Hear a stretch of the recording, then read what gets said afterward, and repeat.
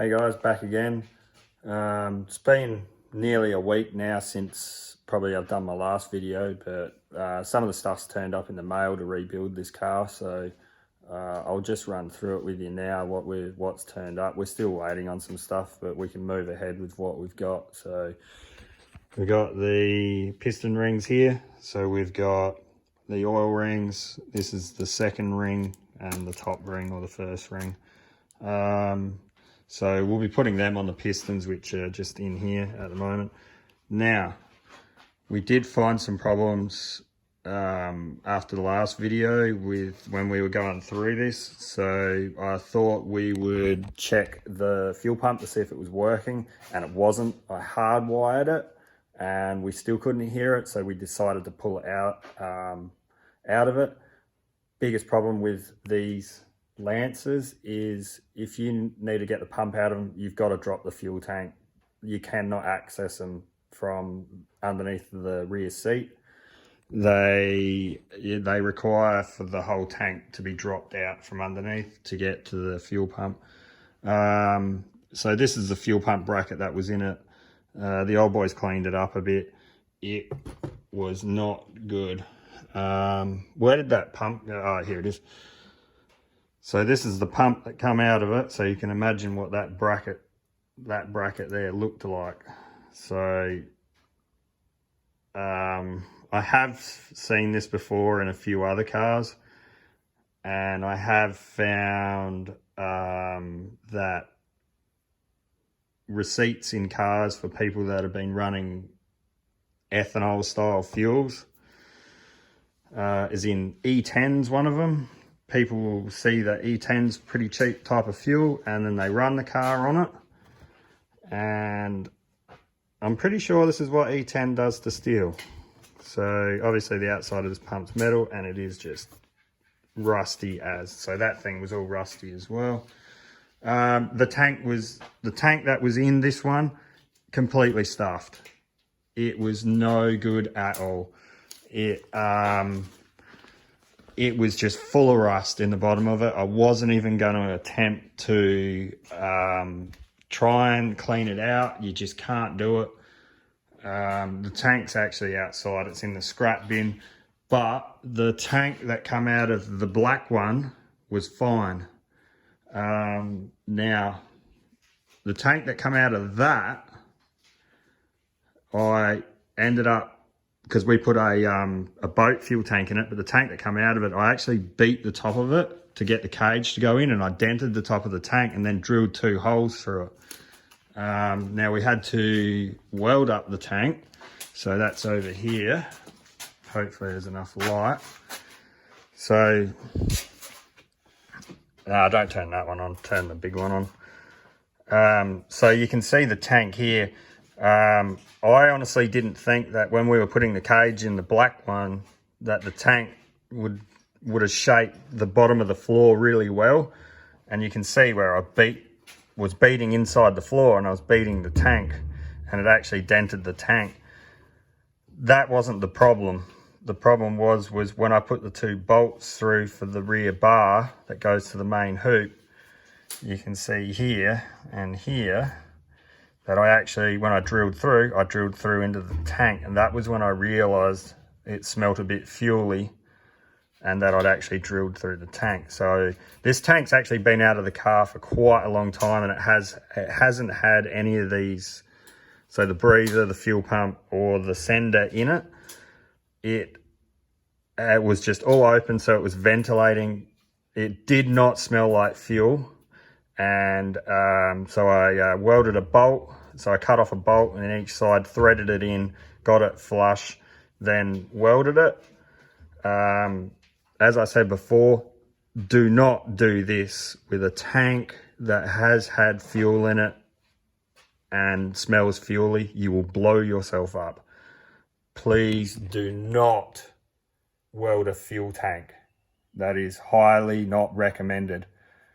If the fuel tank's been washed out, or it's been out of the car for 6 months, then smell it. If it smells like fuel, do not do it.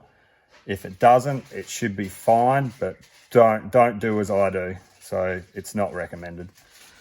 But yes, I did do it and it worked out fine. It did not blow up.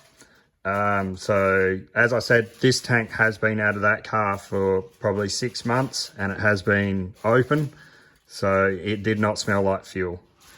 Now, I did weld it, as I just said, and then I put JB weld over the top of the welds, and just to make sure that it wouldn't leak, and it doesn't leak. So that tank will go into the white one now.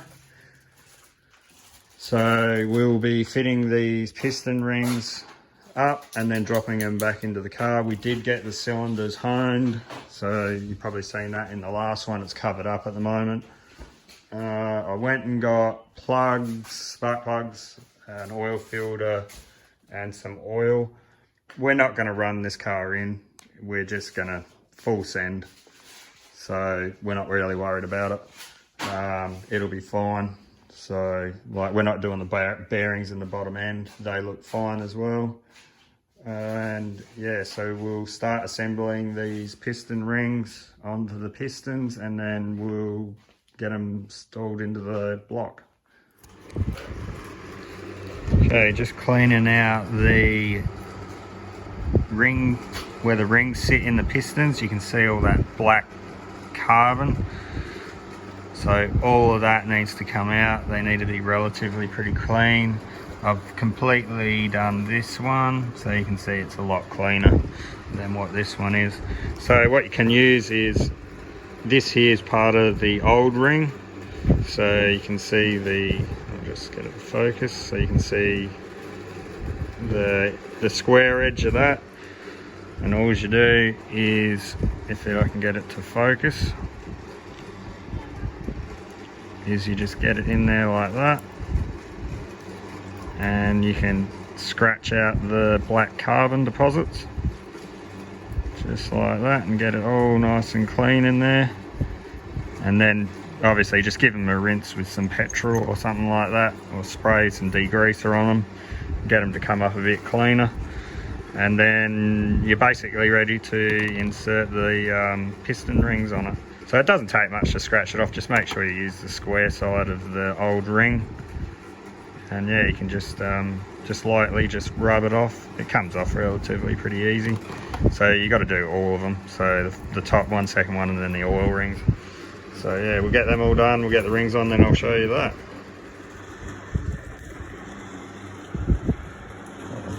Alright, so we've got this in there. So now you just work it around slowly. Keeping the ring on the top of the piston.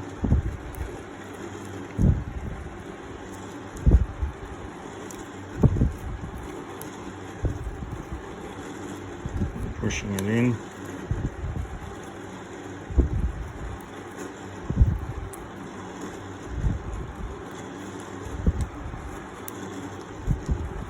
And that's it. It also says up in that corner, you can see it there, just over up in there, it says 2T, so that's the top of the ring, in the second groove down from the top,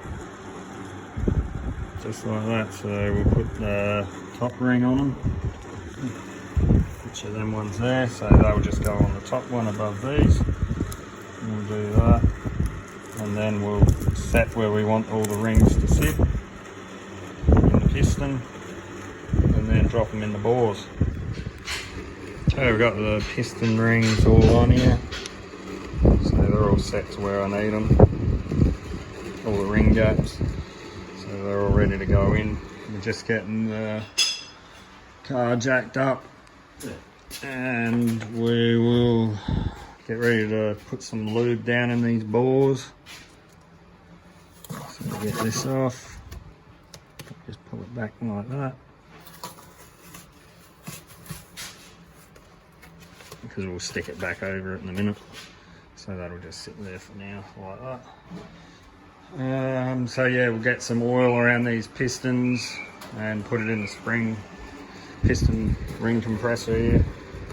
Tighten them up, bang them in. Okay, so we've got the ring compressor on here. You can probably notice that the ring compressor is not level, so you level that up when you get the piston sitting in the bore. You also don't put the ring compressor all the way down because you need to start it in the bore, so the bottom of the piston needs to protrude. And you also got to make sure that this here is where you do up the ring compressor, that's up as well. So I've just got it in the vise, not tight, just firm, just to hold it there so I can do this up. So yeah, I'll get it out of the vise, and so you can see what's going on. It's pretty hard doing things one-handed here. So we'll drop some oil on this bearing up in here and pour some on the crank. So get this stuff out of my way. So this here is number 4. So we're doing 1 and 4 first. So 1 we've already did, it's already sitting in there. So we've got to do number 4, which is this piston. So you can see it written right there.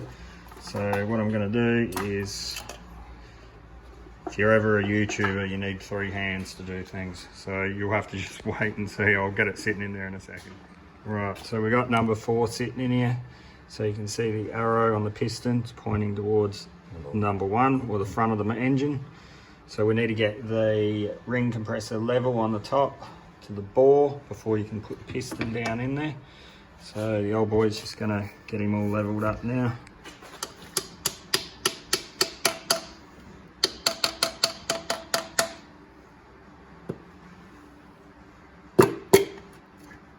Just like that, they fall in. So now we've got to line it up onto the crank. So the old boy will go back under, and I'll push him down into the, so the con rod goes down onto the crank.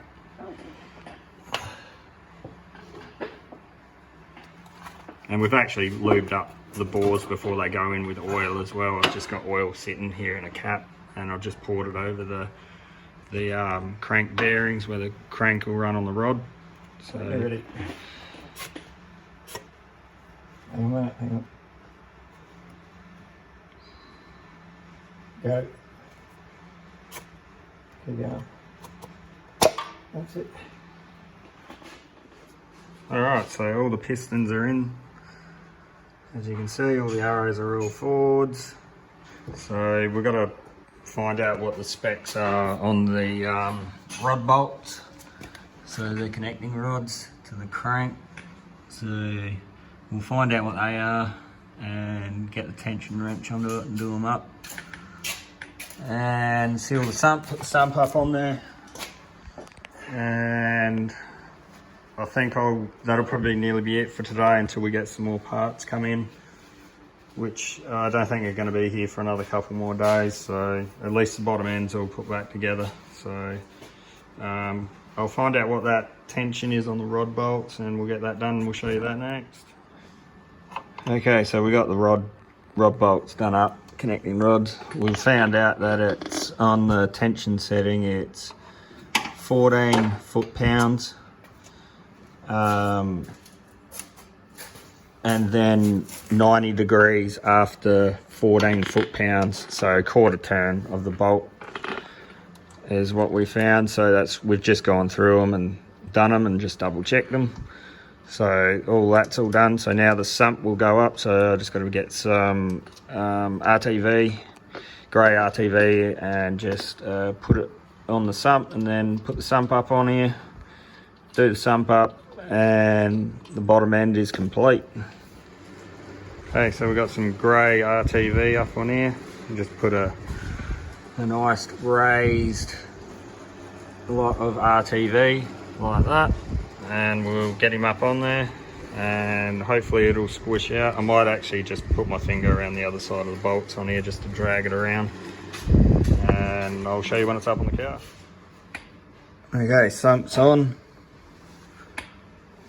and we've got the lower gearbox bracket on up in here, which bolts on after the sump. So that's all on, it's all sealed up. So now we're going to do that dirty, ugly thing there. So we've just cracked it off. So we'll get the new one off on here. Okay, old one coming off. Like I said just before, we cracked this earlier. They're not normally too bad to get off if somebody put it on right.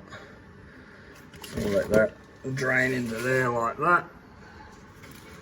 We'll give that area up in there, we'll just let it drip off for a minute, but yeah, we'll give it a nice clean off under there. Always make sure that the rubber seal is not left on there, because if you put your new one on and you've got your oil ring, rubber O-ring stuck up on there, it's not going to seal, it'll blow out. So with this motor being new, we're going to put some oil in this. So you can nearly fill these up because of the way they face. So yeah, that's enough. Yep. And you always just want to run a bit of oil around the outside of the rubber ring, the rubber sealing ring here, because when it comes next time to service this or change it, it will come off nicely. So we'll just leave that there for a minute, and we'll get up underneath in here. So I can show you, we'll give them a bit of a wipe up. Oh.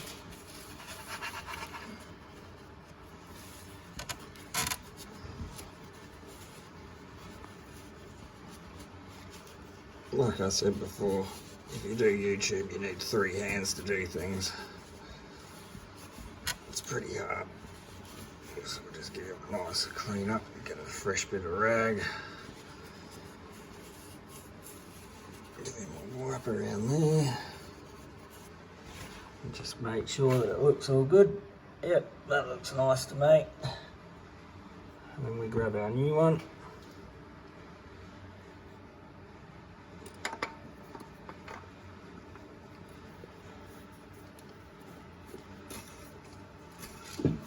Spin him up on there, just do him up hand tight like that, and she's done. And that is how you do that. So that's all that done. So the pistons are sitting in there, so we just got it covered back up for now. So the bottom end's all back in, you can see the pistons are all in it, so we just got it covered back up here, just like that. So that's all ready to go, and it'll be a couple days before the rest of these parts come in, and the rest of it is just the head. So the head's all sitting there, so it's just sitting down here. We'll get it back up on the bench, so the head's ready to go, other than we just put valve stem seals in it, put all the valves back in and go from there.